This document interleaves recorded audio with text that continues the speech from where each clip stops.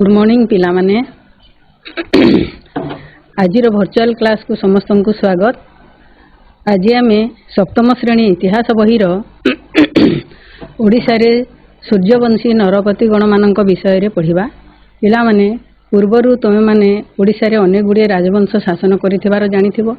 सही राजवंश मानक मध्यरु आज आम सूर्यवंशी नरपति मानक विषय रे सेमानकर कार्यकलाप विषय रे राज्य जय विषय पढ़ा। ताहले चलो स्मार्ट बोर्ड पाखक जीवा।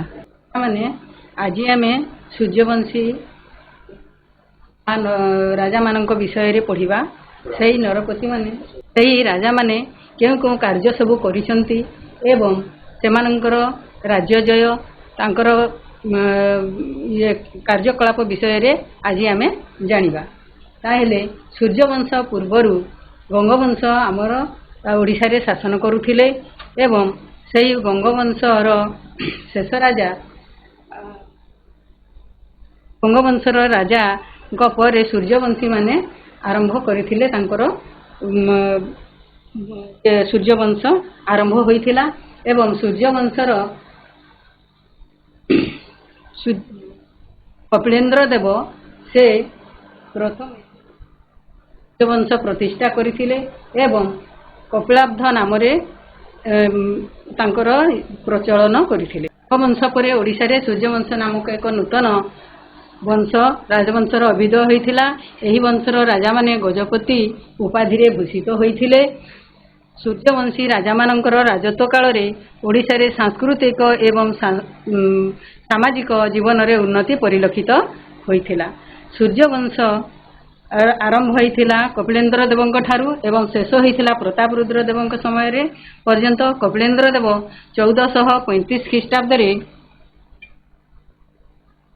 35 ख्रीष्टाब्द रु 1467 ख्रीष्टाब्द पर्यंत राज्य शासन करथिले एवं तांको परे पुरुषोत्तम देव 1467 ख्रीष्टाब्द रु 1497 ख्रीष्टाब्द पर्यंत राज्य शासन करथिले। तापरे 1497 ख्रीष्टाब्द रु 1538 ख्रीष्टाब्द पर्यंत प्रतापरुद्र देव राज्य शासन करथिले। तांको परे अन्यान्य शासक माने मध्य आसीथिले। से विषय रे आमे जानिबा। से माने सूर्यवंशी नथिले किंतु तांको विषय रे आमे पढ़िबा। प्रतापरुद्र देव 1435 ख्रीष्टाब्द रे 35 ख्रीष्टाब्द रु 1467 ख्रीष्टाब्द पर्यंत राज्य शासन करथिले। से समय मध्य से कौन कौन सब करथिले तांको विषय रे आमे जानिबा। कपिलेन्द्र देव सूर्यवंश प्रतिष्ठा करथिले एवं सूर्यवंशर शेष राजा गंगवंशर शेष राजा चतुर्थ भानुदेवंकर सेनापति से थिले। चतुर्थ भानुदेव अपुत्रिक थिबारु तांको मृत्यु परे निज शक्ति बल रे एवं पात्रमंत्रींकर समर्थन लाभ करी 1435 ख्रीष्टाब्द रे कपिलेन्द्र देव सिंहासन आरोहण करथिले। अर्थात चतुर्थ भानुदेव अपुत्रिक थिले अर्थात तांकर संतान नथिले। सेथि पई तांको परे तांकर सेनापति कपिलेन्द्र देव सिंहासन आरोहण करथिले। समस्तंकर समर्थन पाई लोकंक समर्थन पाई एवं तांकर पात्र मंत्री समस्तंकर समर्थन पाई से राजा होइथिले एवं सूर्यवंश प्रतिष्ठा करथिले। आउ सही वर्ष से कपिलाब्ध प्रचलन करथिले। तांकर राज्य जय विषय रे पढ़िबा। वर्तमान कपिलेन्द्र देवंकर राज्य जय विषय रे आमे पढ़िबा। कपिलेन्द्र देव जने विचक्षण योद्धा और दिग्विजयी सम्राट थिले। से गौड़र सुल्तान को पराजित करी गौड़ेश्वर उपाधि धारण करथिले। गौड़ेश्वर उपाधि धारण करथिले। पुणी दाक्षिणात्यर शक्तिशाली विजयनगर राजा को पराजित करी कर्णाटक अंचल बा वर्तमान जोटा कर्णाटक राज्य रे अछि ताहा अधिकार करथिले। अधिकार करिवा परे नवकोटी कर्णाटक उपाधि रे से भूषित होइथिले।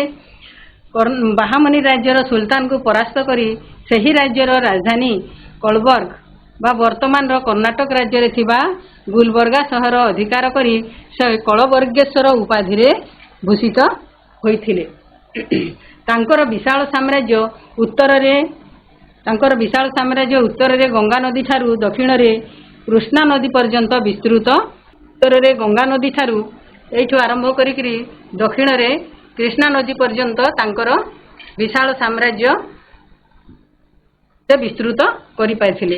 से मध्य निजकु गजपति गौड़ेश्वर नवकोटी कर्णाट कलबर्गेश्वर उपाधि भूषित करथिले। निजकु नवकोटी कर्णाट कलबर्गेश्वर उपाधि भूषित करथिले। राज्य शासन और अन्यान्य कार्यकलाप तांकर आहुरी अनेक गुड़े अच्छी। से जड़े सुशासक भाव कपिलेन्द्र देव इतिहास रे प्रसिद्ध थिले। से जड़े प्रजावत्सल सम्राट मध्य थिले। राज्यर प्रत्येक अंचल गस्त करी प्रजा मानकर गुहारी शुणुथिले एवं विभिन्न समस्यार समाधान मध्य से करुथिले। से लवण और कौड़ी कर उठाई देइथिले। तांको राजत्व काल रे सर्वसाधारण धन जीवन निरापद थिला। राज्यर आर्थिक अवस्था सचल थिला कारण सही समय रे से कृषि और वाणिज्यर उन्नति पाई अनेक गुड़िया कार्य करथिले। कृषि और वाणिज्यर उन्नति हेले देशर बा राज्यर उन्नति होइथाय। तेणु से कृषि और वाणिज्यर उन्नति द्वारा तांकर आर्थिक अवस्था सचल होई पारिथिला। कला और साहित्यर पृष्ठपोषक थिले। कपिलेन्द्र देव कला और साहित्यर पृष्ठपोषक थिले। भुवनेश्वर निकटवर्ती कपिलेश्वर शिव मंदिर तांको समय रे निर्मित होइथिला। कपिलेश्वर और दामोदरपुर नामक दुईटी शासन से प्रतिष्ठा करथिले। कपिलेश्वरपुर और दामोदरपुर नामक दुईटी से शासन प्रतिष्ठा करथिले। से शासन मान करी के रहुथिला। से शासन हेउची केवल ब्राह्मण माने बसवास करुथिबा ग्राम को शासन कहा जाउथिला। से परशुराम विजय संस्कृत नाटक मध्य रचना करथिले। परशुराम विजय नामक गोटे संस्कृत नाटक से रचना करथिले। तांको समय रे नृसिंह बाजपेयी संक्षेप शारीरिक वर्तिका नामक एक पुस्तक मध्य रचना करथिले। तांको समय रे आउ कोन क्यों माने थिले जे शूद्रमुनि सारला दास ओडिया भाषा रे महाभारत शूद्रमुनि सारला दास ओडिया भाषा रे महाभारत चंडी पुराण रचना करथिले। कृष्णा नदी तीर रे कपिलेन्द्र देव 1467 ख्रीष्टाब्द रे प्राण त्याग करथिले अर्थात मृत्युवरण से करथिले। कपिलेन्द्र देवंकर दुईटी पुत्र थिले। से हला बड़ पुओंक नाम हैला हम्बीर और कनिष्ठ पुत्र नाम हैला पुरुषोत्तम देव। तांको परे पुरुषोत्तम देव 1466 ख्रीष्टाब्द रु 1497 ख्रीष्टाब्द पर्यंत से शासन करथिले। पितांको मृत्यु परे 1467 ख्रीष्टाब्द रे से सिंहासन मध्य आरोहण करथिले। से सिंहासन आरोहण करथिले। तांकर चित्र पुरुषोत्तम देवंकर तांको मृत्यु परे से 1467 ख्रीष्टाब्द रे सिंहासन आरोहण करथिले। छात्र विवाद रे से लिप्त रहिथिले अर्थात तांकर बड़ भाई हमीर सहित सबुबले तांकर कली लागि रहिथिला। एहार सुजोग नै करी उदयगिरी राज्यर राजा सालो नरसिंह देव दक्षिण रे ओडिशार केतेक दुर्ग अधिकार करथिले। पुरुषोत्तम देव विशाल सैन्य बाहिनी सहित अग्रसर होई सालो नरसिंह को परास्त करी उदयगिरी राज्य अधिकार करथिले। सालो नरसिंह पुरुषोत्तम देवଙ୍କ सहित अर्थात सालो नरसिंह देव पुरुषोत्तम देवଙ୍କ सहित संधि करथिले। संधि करिबा परे सालो नरसिंह देव पुरुषोत्तम देवଙ୍କ सहित तांको कन्या को विवाह कराइथिले। बाहामनी सुल्तान राजमहेंद्री अधिकार करथिले। पुरुषोत्तम देव बाहामनी राज्य आक्रमण करी राजमहेंद्री समेत गोदावरी और कृष्णा मध्यवर्ती अंचल अधिकार करथिले। तांकर राज्य शासन और अन्यान्य कीर्तिमान मध्य रहिछि। पुरुषोत्तम देव जड़े धर्मप्राण प्रजावत्सल और सुशासक रूपे विख्यात।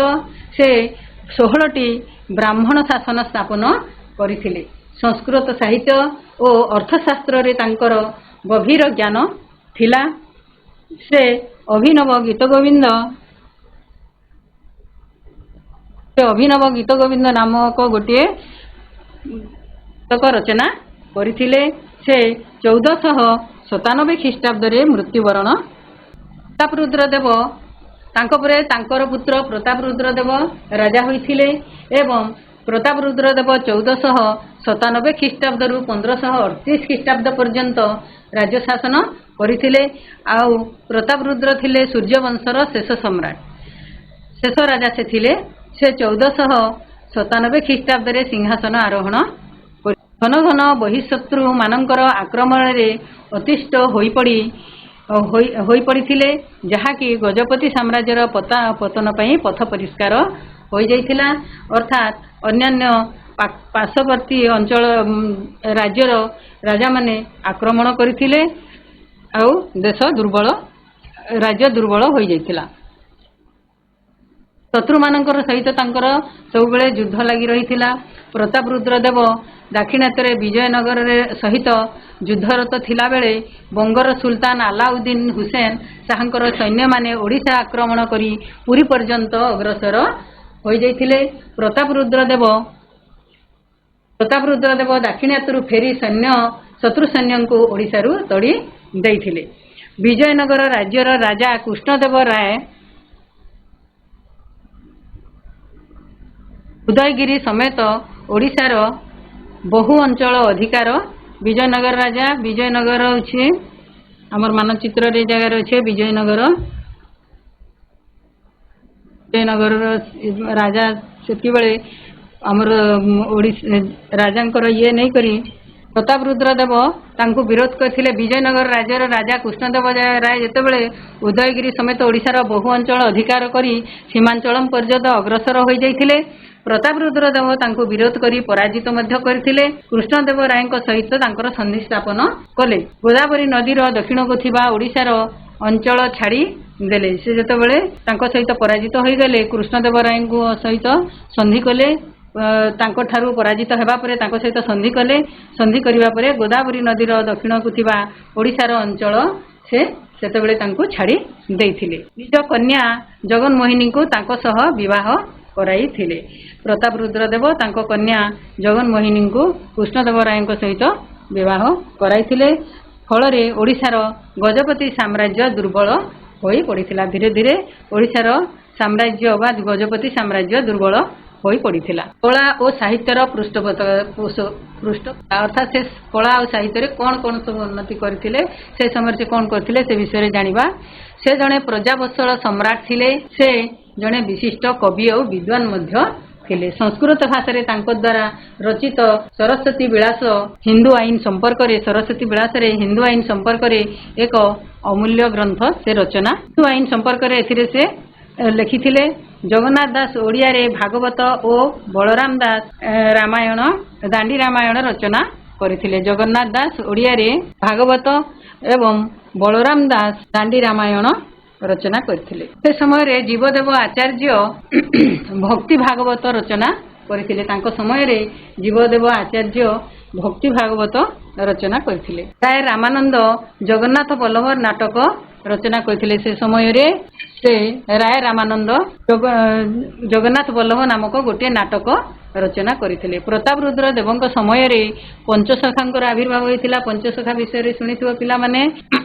5 ଜଣ କବିଙ୍କୁ ନେଇକରି ପଞ୍ଚସଖା ସେହି ସମୟରେ ହେଇଥିଲା।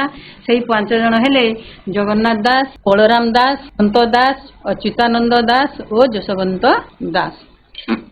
ଏହି 5 ଜଣଙ୍କୁ ନେଇକରି ଗୋଟିଏ ପଞ୍ଚସଖା କହିକରି ସେତେବେଳେ ଆବିର୍ଭାବ ହେଇଥିଲା। ଅର୍ଥାତ୍ 5 ଜଣ ଏକା ସମୟରେ ଥିବା ହେତୁ ତାଙ୍କୁ ପଞ୍ଚସଖା କହିକରି କୁହାଯାଉଥିଲା। ସେ ପୁରୀର ଜଗନ୍ନାଥ ମନ୍ଦିର ବେଢ଼ା ମଧ୍ୟରେ ଥିବା ମୁକ୍ତି ମଣ୍ଡପ ନିର୍ମାଣ କରାଇଥିଲେ। ଅର୍ଥାତ୍ ପ୍ରତାପରୁଦ୍ର ଦେବ ପୁରୀ ବେଢ଼ା ଭିତରେ ଥିବା ମୁକ୍ତି ମଣ୍ଡପକୁ ନିର୍ମାଣ କରିଥିଲେ। ଏହାଛଡ଼ା କଟକ ନିକଟରେ ଧବଳେଶ୍ୱର ମନ୍ଦିର ଏବଂ ଢେଙ୍କାନାଳର କପିଳାସ ପର୍ବତ ଉପରେ ଚନ୍ଦ୍ରଶେଖର ମନ୍ଦିର ନିର୍ମାଣ କରିଥିଲେ। ଏହାଛଡ଼ା ସେ କଟକ ନିକଟରେ ଧବଳେଶ୍ୱର ମନ୍ଦିରର ଚିତ୍ର ଦେଖ ପିଲାମାନେ। ଧବଳେଶ୍ୱର ମନ୍ଦିର ସେ ନିର୍ମାଣ କରିଥିଲେ। କଟକରେ ଧବଳେଶ୍ୱର ମନ୍ଦିର ଓ ଢେଙ୍କାନାଳରେ କପିଳାସ ପର୍ବତ ଉପରେ ଚନ୍ଦ୍ରଶେଖର ମନ୍ଦିର ନିର୍ମାଣ କରିଥିଲେ। ଶ୍ରୀ ଚୈତନ୍ୟଙ୍କର ଦ୍ୱାରା ବୈଷ୍ଣବ ଧର୍ମରେ ଦୀକ୍ଷିତ ହୋଇଥିଲେ। ସେତେବେଳେ ଶ୍ରୀ ଚୈତନ୍ୟ ଓଡ଼ିଶା ଆସିଥିଲେ ଏବଂ ସେହି ସମୟରେ ସେ ତାଙ୍କ ଦ୍ୱାରା ଅନୁପ୍ରାଣିତ ହୋଇ ସେ ବୈଷ୍ଣବ ଧର୍ମରେ ଦୀକ୍ଷିତ ହୋଇଥିଲେ। 1538 ଖ୍ରୀଷ୍ଟାବ୍ଦରେ ସେ ପ୍ରାଣତ୍ୟାଗ କରିଥିଲେ। ପ୍ରତାପରୁଦ୍ର ଦେବ 1538 ଖ୍ରୀଷ୍ଟାବ୍ଦରେ ପ୍ରାଣତ୍ୟାଗ କରିଥିଲେ। ତାପରେ ଆସିଲେ ମୁକୁନ୍ଦ ଦେବ 1560 ଖ୍ରୀଷ୍ଟାବ୍ଦରୁ 1568 ଖ୍ରୀଷ୍ଟାବ୍ଦ। ଏହି ମଧ୍ୟରେ 1560ରୁ 1568 ଖ୍ରୀଷ୍ଟାବ୍ଦ ମଧ୍ୟରେ ଆଉ ଗୋटे ରାଜବଂଶ ଯେ କି ଶାସନ କରିଥିଲେ ତାକୁ ଭୋଇ ବଂଶ କହିକିରି ବଂଶ ଶାସନ କରିଥିଲେ 1538 ରୁ ସେ 1560 ଖ୍ରୀଷ୍ଟାବ୍ଦ ପର୍ଯ୍ୟନ୍ତ ଭୋଇ ବଂଶ ଆମର ଓଡ଼ିଶାରେ ଶାସନ କରିଥିଲେ। ପ୍ରତାପ ରୁଦ୍ରଙ୍କ ପରେ ତାଙ୍କ ମନ୍ତ୍ରୀ ଗୋବିନ୍ଦ ବିଦ୍ୟାଧର ଷଡ଼ଯନ୍ତ୍ର କରିକିରି ଓଡ଼ିଶାର ରାଜା ହୋଇଥିଲେ। ସେ ଭୋଇ ବଂଶ ପ୍ରତିଷ୍ଠା କରିଥିଲେ। 1538 ଖ୍ରୀଷ୍ଟାବ୍ଦରୁ 1560 ଖ୍ରୀଷ୍ଟାବ୍ଦ ପର୍ଯ୍ୟନ୍ତ ଭୋଇ ବଂଶ ତିଷ୍ଠି ରହିଥିଲା।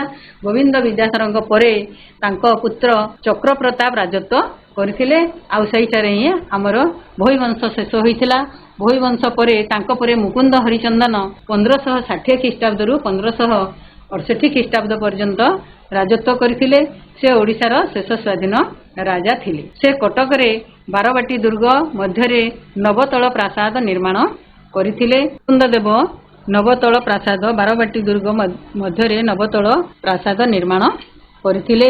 ସେ ସାରଙ୍ଗଗଡ଼ର ରାଜା ରାମଚନ୍ଦ୍ର ଭଞ୍ଜ ମୁକୁନ୍ଦ ଦେବଙ୍କର ବିରୁଦ୍ଧରେ ବିଦ୍ରୋହ କରିଥିଲେ। ସେତେବେଳେ ସାରଙ୍ଗଗଡ଼ର ରାଜା ରାମଚନ୍ଦ୍ର ଭଞ୍ଜ ମୁକୁନ୍ଦ ଦେବଙ୍କ ବିରୁଦ୍ଧରେ କରିଥିଲେ ବା ବିଦ୍ରୋହ କରିଥିଲେ।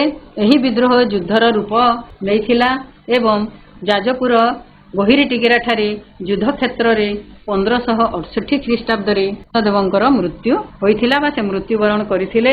ମୁକୁନ୍ଦ ଦେବ ହେଉଛନ୍ତି ଓଡ଼ିଶାର ଶେଷ ସ୍ୱାଧୀନ ରାଜା। ତାପରେ ଅନ୍ୟାନ୍ୟ ବିଭିନ୍ନ ବୈଦେଶିକ ଶାସକମାନେ ଆସି ଓଡ଼ିଶାରେ ଶାସନ କରିଥିଲେ, ଅର୍ଥାତ୍ ବିଦେଶୀ ହାତକୁ ଆମର ଶାସନ ଚାଲି ଯାଇଥିଲା। ସେ ପିଲାମାନେ ଆମେ ଆଜି ସୂର୍ଯ୍ୟବଂଶୀ ନରପତିଗଣଙ୍କ ବିଷୟରେ ଜାଣିଲେ। ଆଉଥରେ ଦେଖିଦେବା ଆମେ କ'ଣ କ'ଣ ସବୁ ଜାଣିଲେ, ତାପରେ ଯାଇକିରି ଆମେ ପ୍ରଶ୍ନ ଉତ୍ତର କରିବା। ଏଠାରେ ସୂର୍ଯ୍ୟବଂଶୀ ନରପତିଗଣ ଥିଲେ, ସେମାନେ ଥିଲେ 3 ଜଣ ଥିଲେ। ସୂର୍ଯ୍ୟବଂଶୀ କପିଳେନ୍ଦ୍ର ଦେବ, ଆଉ ପୁରୁଷୋତ୍ତମ ଦେବ, ଆଉ ପ୍ରତାପରୁଦ୍ର ଦେବ। କପିଳେନ୍ଦ୍ର ଦେବ 1435 ଖ୍ରୀଷ୍ଟାବ୍ଦରୁ 1467 ଖ୍ରୀଷ୍ଟାବ୍ଦ ପର୍ଯ୍ୟନ୍ତ ରାଜତ୍ୱ କରିଥିଲେ। ପୁରୁଷୋତ୍ତମ ଦେବ 1467 ଖ୍ରୀଷ୍ଟାବ୍ଦରୁ 1497 ଖ୍ରୀଷ୍ଟାବ୍ଦ ପର୍ଯ୍ୟନ୍ତ ରାଜତ୍ୱ କରିଥିଲେ। ପ୍ରତାପରୁଦ୍ର ଦେବ 1497ରୁ 1538 ଖ୍ରୀଷ୍ଟାବ୍ଦ ପର୍ଯ୍ୟନ୍ତ ଶାସନ କରିଥିଲେ। ଏହି 3 ଜଣ ଥିଲେ ଆମର ସୂର୍ଯ୍ୟବଂଶର। ତାପରେ ମୁକୁନ୍ଦ ହରିଚନ୍ଦନ ଭୋଇ ବଂଶ ହେଇଥିଲା, ତାପରେ ମୁକୁନ୍ଦ ହରିଚନ୍ଦନ ଶାସନ କରିଥିଲେ। କପିଳେନ୍ଦ୍ର ଦେବ ସୂର୍ଯ୍ୟବଂଶ ପ୍ରତିଷ୍ଠା କରିଥିଲେ। ଗଙ୍ଗବଂଶର ଶେଷ ରାଜା ଚତୁର୍ଥ ଭାନୁଦେବଙ୍କର ସେ ସେନାପତି ଥିଲେ। ଆଉ ଚତୁର୍ଥ ଭାନୁଦେବ ଅପୁତ୍ରିକ ଥିବାରୁ ତାଙ୍କ ମୃତ୍ୟୁ ପରେ କପିଳେନ୍ଦ୍ର ଦେବ ରାଜା ହୋଇଥିଲେ। ସମସ୍ତଙ୍କର ସମର୍ଥନ ଲାଭ କରି ସେ ରାଜା ହୋଇଥିଲେ। ଏହି ବର୍ଷ ସେ କପିଳାବ୍ଧ ପ୍ରଚଳନ କରିଥିଲେ। ସେ 1435 ଖ୍ରୀଷ୍ଟାବ୍ଦରେ ସିଂହାସନ ଆରୋହଣ କରିଥିଲେ। ତାଙ୍କର ରାଜ୍ୟ ଜୟ, ସେ ଅନେକ ଗୁଡ଼ିଏ ରାଜ୍ୟ ଜୟ କରିଥିଲେ। ଗୌଡ଼େଶ୍ୱର ସୁଲତାନଙ୍କୁ ପରାଜିତ କରିକିରି ସେ ଗୌଡ଼େଶ୍ୱର ଉପାଧିରେ ଭୂଷିତ ହୋଇଥିଲେ ବା ଗୌଡ଼େଶ୍ୱର ଉପାଧି ଧାରଣ କରିଥିଲେ। ଦାକ୍ଷିଣାତ୍ୟର ଶକ୍ତିଶାଳୀ ବିଜୟନଗର ରାଜାଙ୍କୁ ପରାଜିତ କରି ସେ ନବକୋଟି କର୍ଣ୍ଣାଟ ଉପାଧିରେ ଭୂଷିତ ହୋଇଥିଲେ। ବାହାମନୀ ରାଜ୍ୟର ସୁଲତାନଙ୍କୁ ପରାସ୍ତ କରି ସେ ସେହି ରାଜ୍ୟର ରାଜଧାନୀ କଳବର୍ଗ ବା ବର୍ତ୍ତମାନର ଯେନ୍ କର୍ଣ୍ଣାଟକ ରାଜ୍ୟ ଅଛି ବା କର୍ଣ୍ଣାଟକ ରାଜ୍ୟରେ ଥିବା ଗୁଲବର୍ଗା ସହର ଅଧିକାର କରି ସେ କଳବର୍ଗେଶ୍ୱର ଉପାଧିରେ ଭୂଷିତ ହୋଇଥିଲେ। ତାଙ୍କର ବିଶାଳ ସାମ୍ରାଜ୍ୟ ଉତ୍ତରରେ ଗଙ୍ଗା ଠାରୁ ଦକ୍ଷିଣରେ କୃଷ୍ଣା ନଦୀ ପର୍ଯ୍ୟନ୍ତ ବିସ୍ତୃତ ହୋଇଥିଲା। ସେ ମଧ୍ୟ ନିଜକୁ ଗଜପତି ଗୌଡ଼େଶ୍ୱର ନବକୋଟି କର୍ଣ୍ଣାଟ କଳବର୍ଗେଶ୍ୱର ଉପାଧିରେ ଭୂଷିତ କରିଥିଲେ। ସବୁ ଆମେ ପଢି ସାରିଛୁ। ପୁଣି ଆଉଥରେ ମୁଁ ତୁମକୁ କହିଦେଉଛି। ରାଜ୍ୟ ଶାସନ ଅନ୍ୟାନ୍ୟ କାର୍ଯ୍ୟକଳାପ ଗୁଡ଼ିକ ପୁଣି ତାଙ୍କର ଦେଖିବା। ସେ ଜଣେ ସୁଶାସକ ଭାବରେ ଇତିହାସ ପ୍ରସିଦ୍ଧ ଥିଲେ। କପିଳେନ୍ଦ୍ର ଦେବ ଜଣେ ସୁଶାସକ ଭାବେ ଇତିହାସ ପ୍ରସିଦ୍ଧ। ସେ ଥିଲେ ଜଣେ ପ୍ରଜାବତ୍ସଳ, ମାନେ ପ୍ରଜାମାନଙ୍କୁ ସେ ବହୁତ ଭଲ ପାଉଥିଲେ ଏବଂ ପ୍ରଜାମାନଙ୍କର ସବୁ ଅସୁବିଧା ସେ ଦେଖୁଥିଲେ। ରାଜ୍ୟର ପ୍ରତ୍ୟେକ ଅଞ୍ଚଳ ଗସ୍ତ କରୁଥିଲେ, ଯାଉଥିଲେ, ପ୍ରଜାମାନଙ୍କର ଗୁହାରି ଶୁଣୁଥିଲେ ଏବଂ ସେମାନଙ୍କର ବିଭିନ୍ନ ସମସ୍ୟାର ସେ ସମାଧାନ କରୁଥିଲେ। ସେ ଲବଣୀ ଓ କଉଡ଼ି କର ଉଠାଇ ଦେଇଥିଲେ। ତାଙ୍କ ରାଜତ୍ୱ କାଳରେ ସର୍ବସାଧାରଣଙ୍କ ଧନ ଜୀବନ ନିରାପଦରେ ଥିଲା। ଯେହେତୁ ସେ ପ୍ରଜାମାନଙ୍କୁ ବହୁତ ଭଲ ପାଉଥିଲେ, ସେମାନଙ୍କର ଧନ ଜୀବନ ରକ୍ଷା କରିବା ତାଙ୍କ ଦାୟିତ୍ୱ ଥିଲା। ତେଣୁ ସେ ସମୟରେ ସେ ତାଙ୍କର ଲୋକମାନେ ମଧ୍ୟ ତାଙ୍କର ଧନ ଜୀବନ ନିରାପଦରେ ସେ ସମୟରେ ଥିଲା। राज्यर आर्थिक अवस्था मध्य सचल थिला काहेकि ना से कृषि और वाणिज्य रो उन्नति करिथिले एवं कृषि और वाणिज्य रो उन्नति द्वारा आर्थिक अवस्था तांकर सचल होई पारिथिला। से कला और साहित्यर पृष्ठपोषक मध्य कपिलेश्वर निकटवर्ती कपिलेश्वर शिव मंदिर तांको समय रे निर्मित होइथिला। कपिलेश्वरपुर और दामोदरपुर नामक दुईटी शासन से प्रतिष्ठा करथिले। से शासन कहले होची जे जो गाँ गुड़िकरे जो ग्राम गुड़िक तैयारी हेतिला से ग्राम गुड़िकरे केवल ब्राह्मण माने रहुथिले। शासन होची केवल ब्राह्मण माने बसवास करथिबा ग्राम को बुझे थाए। संस्कृत भाषा और साहित्य तांकर अगाध पांडित्य थिला।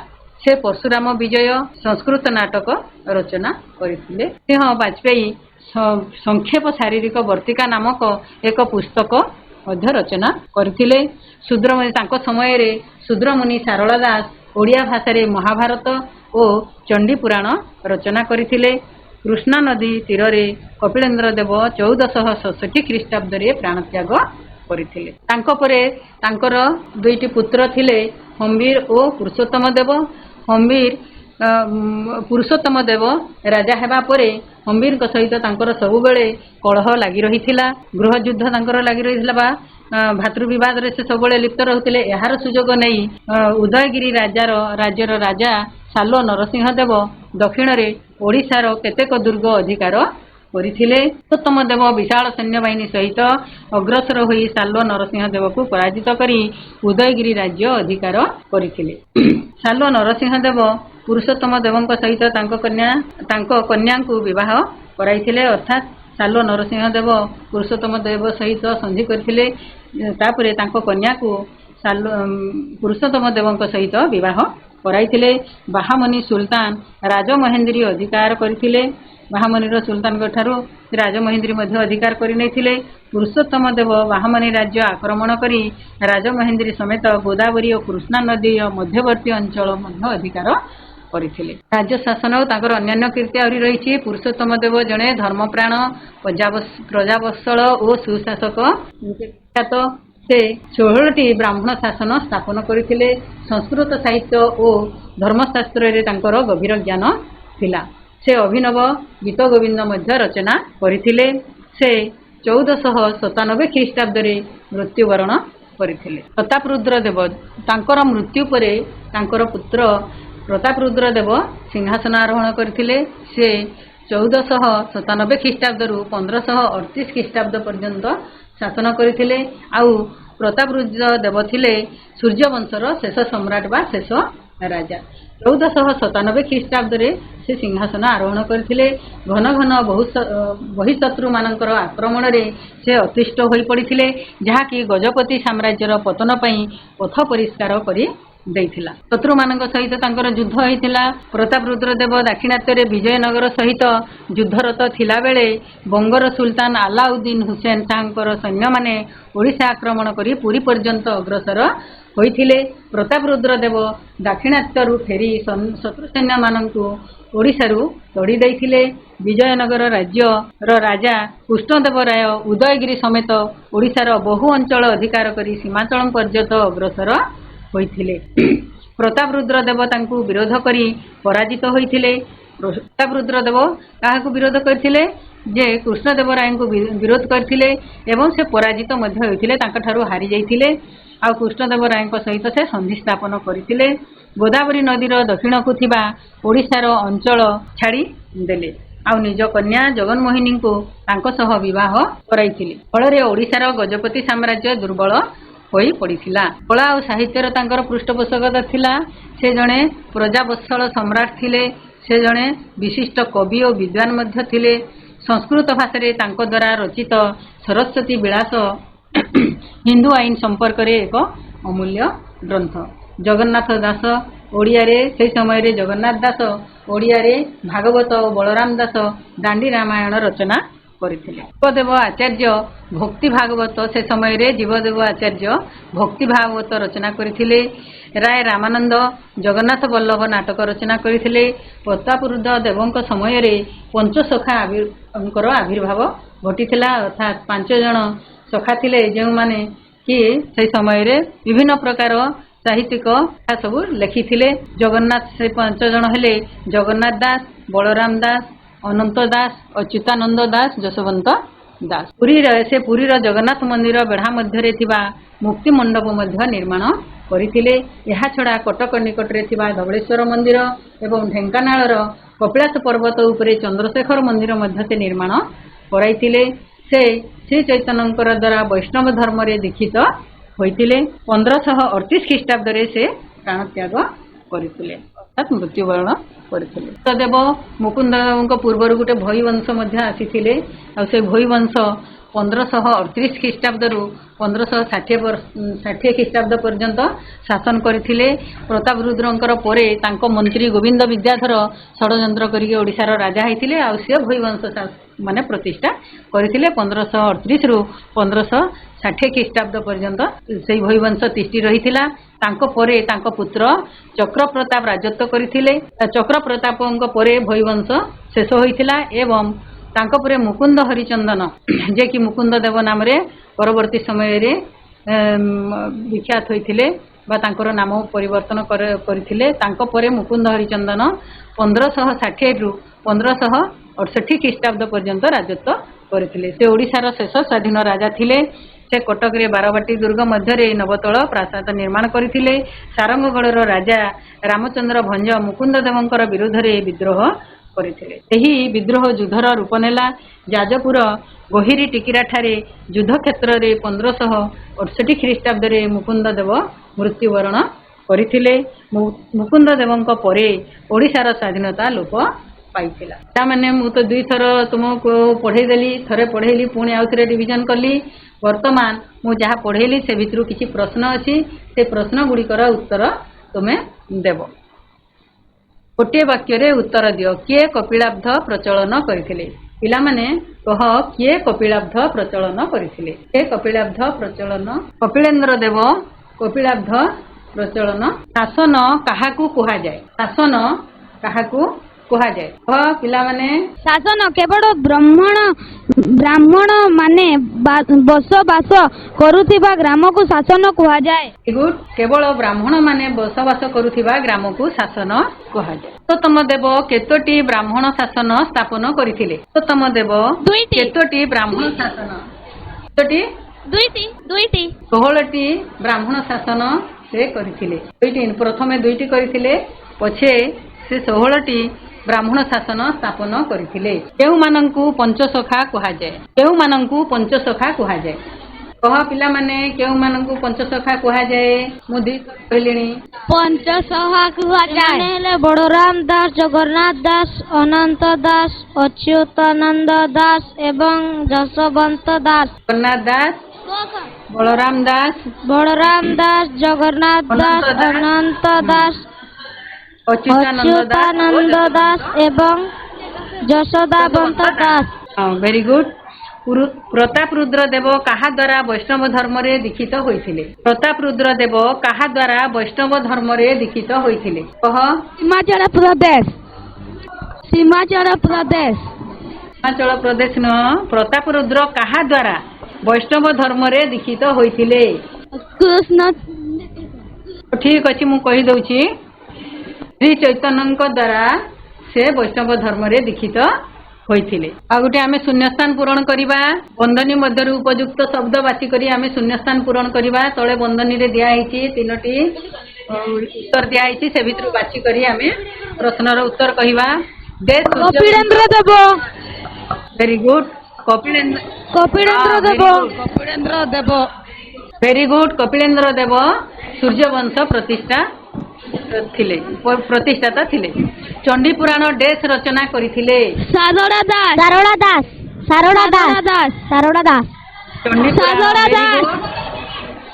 Very good.